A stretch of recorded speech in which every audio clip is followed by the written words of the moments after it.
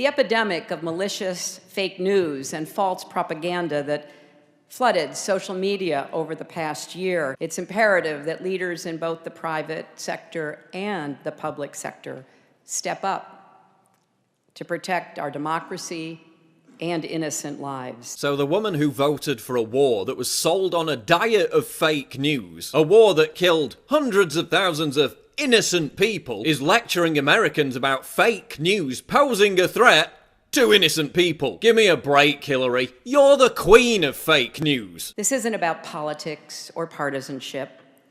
Lives are at risk. Where was your concern for putting lives at risk when you pushed the fake news that rebels in Libya and Syria were moderate when they were bloodthirsty jihadists? Fake news that led to the deaths and displacement of hundreds of thousands of innocent people and the rise of ISIS. Where was your concern for the 4 innocent American lives lost in Benghazi when you pushed the fake news that a YouTube video was to blame for the attack? We've seen rage and violence directed at American embassies over an awful internet video. When Hillary's not pushing fake news to launch wars or cover-ups, she's faking news about being under Bosnian sniper fire to make herself look tough. I remember landing under sniper fire.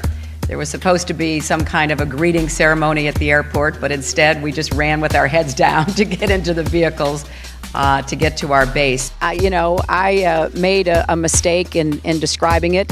She claimed she misspoke last week and was sleep-deprived when she described landing under sniper fire in Tuzla, Bosnia, something that didn't happen. But CBS News has found several times in the past few months when Senator Clinton used the Bosnia trip to try to show her international experience. December in Iowa. We landed in one of those corkscrew landings and ran out because they said there might be sniper fire. Then in February, the welcoming ceremony had to be moved inside because of sniper fire. Being lectured by Hillary Clinton about fake news is like being lectured by Bill Cosby about not raping women. And the same goes for the mainstream media. Brian Williams is now lecturing us about fake news. Brian frigging Williams. As we talked about here last night, fake news played a role in this election and continues to find a wide audience. 2 of our 4 helicopters were hit by ground fire, including the one I was in. I want to apologize. I said I was traveling in an aircraft that was hit by RPG fire. I was instead in a following aircraft. I mean, what's next? Is Lance Armstrong going to start lecturing us about performance-enhancing drugs? Your whole narrative is already collapsing. The Washington Post was forced to admit that it couldn't vouch for the validity of its hokey Russian propaganda blacklist. The list that their entire story was based on. A list that included even left-wing websites that were critical of Hillary Clinton. That's why they were included on the list. This, after the first fake news list they put out was discovered to be the brainchild of a far-left social justice warrior feminist with a clear bias. You're not fooling anybody. It's obvious what you're trying to do. You're pointing at opportunists who put out fake news to make money and then lumping them in with InfoWars, Breitbart, Zero Hedge and everyone else to try and discredit us because we kicked your ass. You lost the election, not because of fake news, but because your message failed to resonate with the American people, and ours did. And yes, we may make mistakes from time to time. We're not perfect. The difference is that when you deliberately put out fake news, it leads to death and destruction on an industrial scale. It's your fake news that puts lives at risk time and time again. It was your fake news narrative about Islamophobia that inspired the Ohio State University terrorist to ram his car into and start slashing away at a dozen innocent people. Yet the media expressed 100 times more moral panic about the Pizzagate gunman who injured nobody. It was your fake news narrative about hands up, don't shoot that led to violent riots and looting in Ferguson. We have dead cops because of that hands up, don't shoot lie. We had 2 in New York.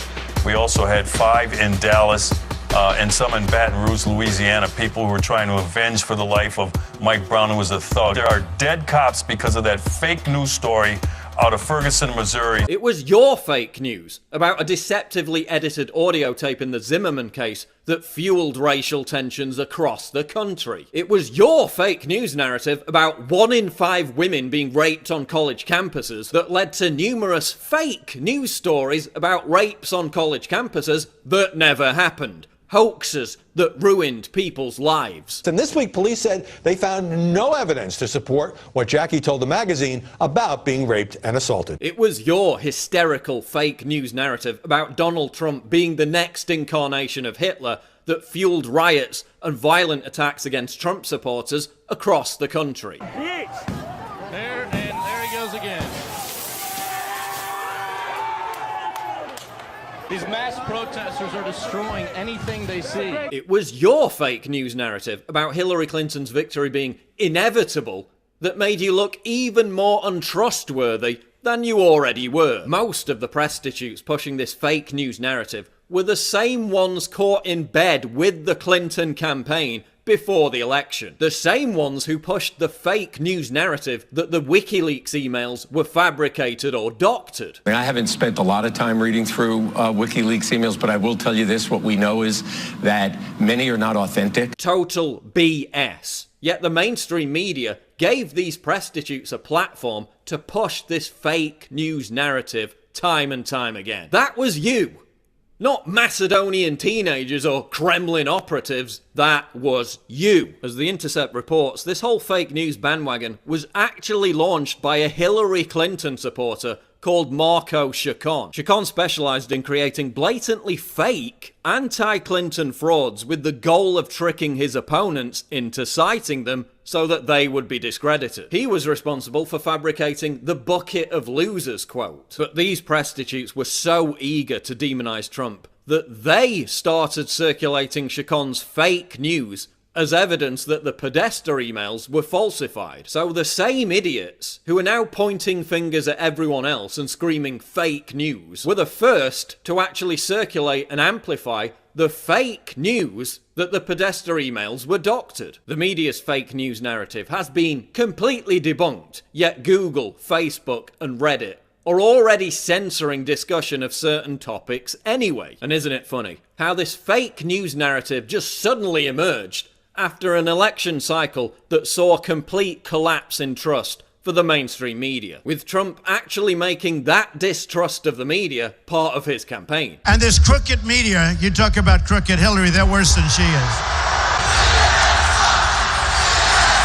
Do you think they really care about stopping fake news? Or do they just want to silence their competition? Because every indication clearly suggests it's the latter. They're still doing everything they can to delegitimize Trump's presidency. But the riots failed. The threats to electoral college members failed. Jill Stein's recount failed. And just like their new narrative, that the Russian government was to blame for absolutely everything, this fake news narrative will fail.